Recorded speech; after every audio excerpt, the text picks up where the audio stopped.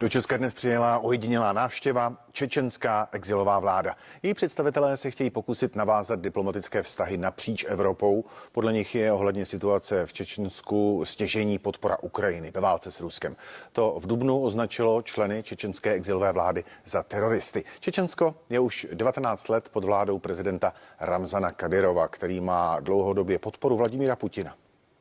Čečenská republika Ičkérie, neuznaný stát, který se pokouší už od rozpadu Sovětského svazu o nezávislost Čečenska. A v Praze teď představitelé exilové vlády této republiky dohodli, že se pokusí o obnovení diplomatických vztahů. Nejdříve s Ukrajinou, poté chtějí oslovit i další státy.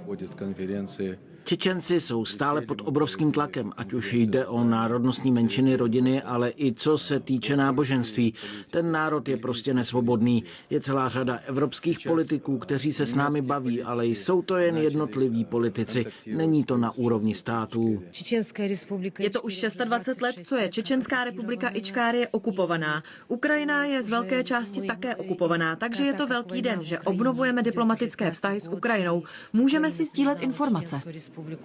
Čečensko je podle exilové vlády stále pod vlivem Moskvy. Důležité podle nich je, aby Ukrajina nad Ruskou federací zvítězila.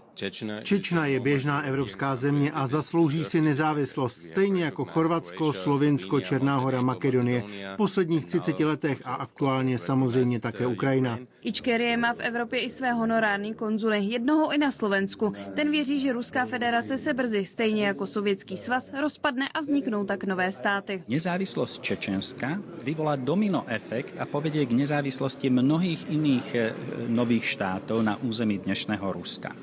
A spôsob, ako to Čečenci dosiahnu, bude mať veľmi zásadný vplyv na vývoj v celom tom postruskom priestore. Politický geograf Michal Romancov si myslí, že šance, aby exilová vláda Ičkérie v Čečensku uspěla, je velmi malá a režim Vladimira Putina podle něj v nejbližší době nepadne. Bohužel v celém tomhletom prostoru, ale teď spíš narážíme na státy a režimy, které jsou vůči, řekněme, hodnotám, na kterých evropské státy, respektive Evropská unie stojí, tak jsou vůči nim spíše nepřátelské než cokoliv jiného.